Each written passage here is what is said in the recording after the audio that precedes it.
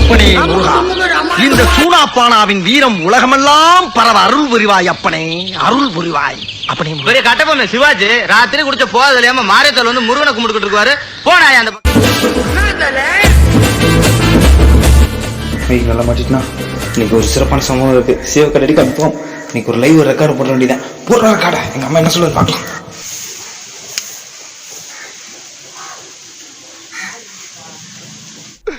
இன்னைக்கு என்னெல்லாம் பண்ண போறாரோ.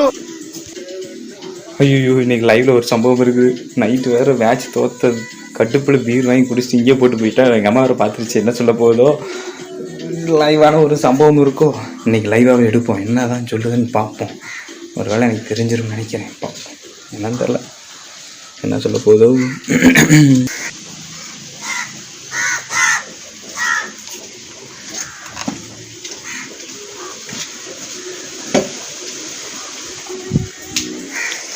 என்ன பண்ற? தெரியலையா? சரி சரி, கட்டுப்பல பேசுற மாதிரி தெரியுது. சரி பார்த்துக்கலாம், என்ன நடக்குன்னு பார்ப்போம்.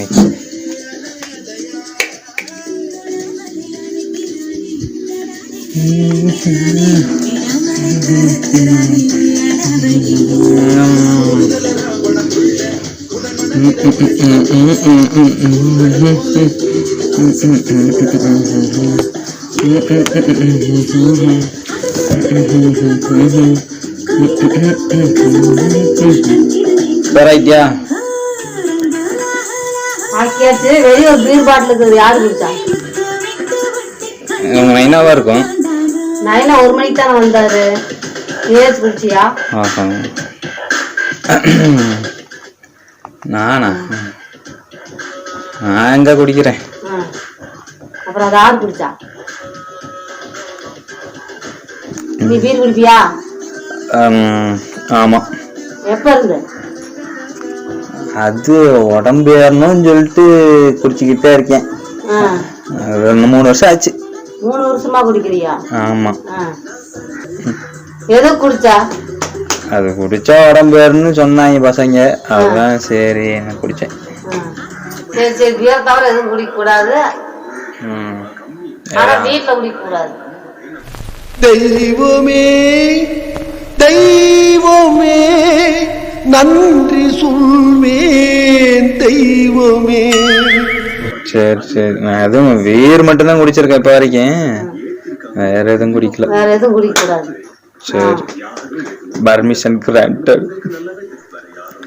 சரி, டெய்லி ஒன்னொன்னு குடி, உடம்பு வருது. அப்படியா? டெய்லி எல்லாம் ஒன்னால குடிக்க முடியாது, நான் வாரத்துக்கு எல்லாம் மாசத்துக்கு ஒண்ணுதான் குடிப்பேன். இப்படியே குடிச்சு உடம்பு தாயில் சிறந்ததொரு கோயிலும் இல்லை. நான் ஏதோ இன்னைக்கு சம்பவம் இருக்குன்னு நினைச்சேன், நல்லா வேலை சேவக்கட்டடி விழுகாம தப்பிச்சுது. நான் குடிச்சிட்டு மறந்துட்டு அங்கேயே வச்சுட்டு போயிட்டேங்க. எனக்கு இப்போ தான் ஞாபகம் வந்துச்சு. வேகமாக வந்து பார்த்தா எங்கள் அம்மா கூட்டிகிட்டு இருந்தது. ஆஹா முடிஞ்சண்டா அப்படின்னு நினச்சேன். நைட்டு குடிச்சு போட்டு போதையில் அங்கேயே வச்சுட்டு போயிட்டேங்க. கொடுமை, ரெக்க கேடு. அதான் டக்கு டக்குன்னு ஓடியாந்து வந்து செல் எடுத்து ரெக்கார்ட் போட்டேன். இன்றைக்கி லைவை போட்டுடலாம்டா, என்ன தான் சொல்கிறான்னு பார்க்கலாம் அப்படின்னு. அதான் டக்குன்னு எடுத்து மைக்கில் மாட்டி ரெக்கார்ட் பண்ணி விட்டேன். எப்படி டெய்லி ஒரு பீர் குடி சொல்லிட்டாங்க, பர்மிஷன் கிராண்டட். அப்படிலாம் குடிக்க முடியாது, வாரம் 1 இல்லை மாதத்துக்கு 2. நம்ம கண்ட்ரோல் என்னன்னு எனக்கு தெரியும், அதேமாதிரி எங்கள் அம்மாவுக்கும் தெரியும் நான் எப்படின்னு. அதனால தான் பியர் மட்டும் குடிக்க சொல்லியிருக்குது. அது உடம்பேற்றுறக்காக. ஒல்லியாக இருக்காங்களா, அதுதான். அதனால் அக்செப்ட் பண்ணிக்குவாங்க, ஒன்றும் பிரச்சனை இல்லை. அவசரத்தில் மூஞ்சி கழுவ மாட்டேங்க, இல்லைன்னா இன்னும் வெள்ளையாக தெரிஞ்சிருக்கும். வேகமாக லைவை ரெக்கார்ட் பண்ணணும்னு சொல்லிட்டு டக்கு டக்குன்னு வீடியோ எடுத்து போட்டேன். சரி விடு, பார்த்துக்கலாம், அடுத்த வீடியோவில் மூஞ்சி கழுவ வேண்டியதான். அப்புறம் முக்கியமானதுங்க, தயவுசெய்து போதைக்காக குடிக்காதீங்க, ஓகேங்களா? அதுதான் மெயின். இங்கே தயவுசெய்து போதைக்காக குடிக்காதீங்க.